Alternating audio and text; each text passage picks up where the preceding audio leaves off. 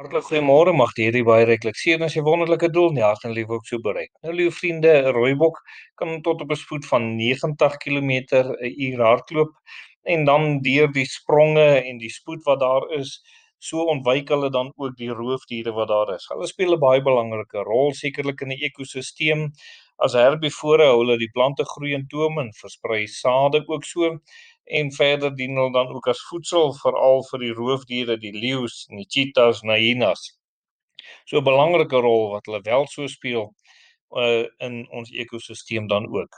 Ons deel so met u liewe vriende oor koning Josia en ons wil vanoggend met u daaroor deel dat hy soek God se wil. Dit is nogal 'n wonderlike ding van hierdie koning dat hy God se wil gesoek het. Dat hy nie net op sy eie aangegaan het nie en sy eie planne en eie motiewe en eie mag nou maar net gebruik het nie, maar dat hy regtig die wil van die Here gesoek het. Hy het die woord van die Here gelees, liewe vriende, of die woord van die Here is aan hom voorgelees en toe hy die woord van die Here gehoor het, het hy sy klere geskeur en dit het in hom 'n benoudheid gebring. En weet jy, mag die woord van die Here ook aan ons ook so ag gee op die woord van die Here, dit wat die Here sê. Nou lees ons in 2 Konings 22 vers 13. Gaan raadpleeg die Here vir my en vir die volk en vir die hele Juda oor die woorde van hierdie boek wat gevind is.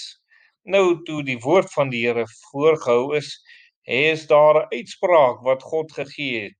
En hierdie uitspraak het gemaak dat hy sy klere geskeur het en hy wou weet wat is God se wil? Wat wil die Here hê moet hulle doen? Hoe moet hulle optree?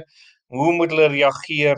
Want hy wou binne die wil van God beweeg, liewe vriende. Dit was hierdie koning se hele hart vir hom, vir die volk, vir die Juda daar waar hulle gewoon het dan ook. Nou gaan die teksvers aan in vers 13, want wat hy gelees het waaroor sy klere geskeur het was die volgende: want die grimmigheid van die Here is groot wat teen ons ontvlang het, omdat ons vaders nie geluister het na die woord van hierdie boek om te handel volgens alles wat ons voorgeskrewe is nie. So liewe vriende, hulle as 'n geslag in 'n benoudheid bevind as gevolg van die vorige geslag wat ongehoorsaam was aan die Here en die Here nie gevrees het nie. En daarom het die toorn van die Here teen hulle as volk gekom, omdat daar sonde was en hulle teen die Here gesondig het.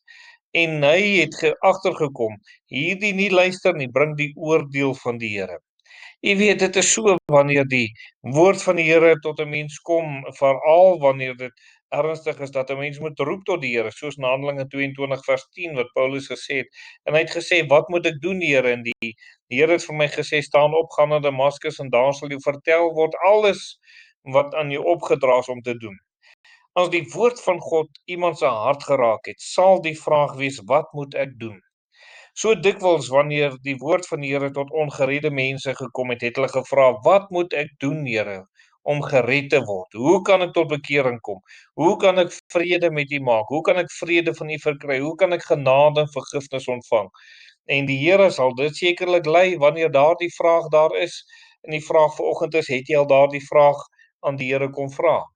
In 2 Konings 22 vers 19 staan daar: omdat jou hart week is en jy jou voor my aangesig van die Here verneder het, toe jy hoor wat ek oor hierdie plek en oor sy inwoners gespreek het, dat hulle voorwerp van verbasing en vervloeking sal word, en omdat jy jou klere geskeur het voor my aangesig en geween het, daarom sal ek jou verhoor, spreek die Here.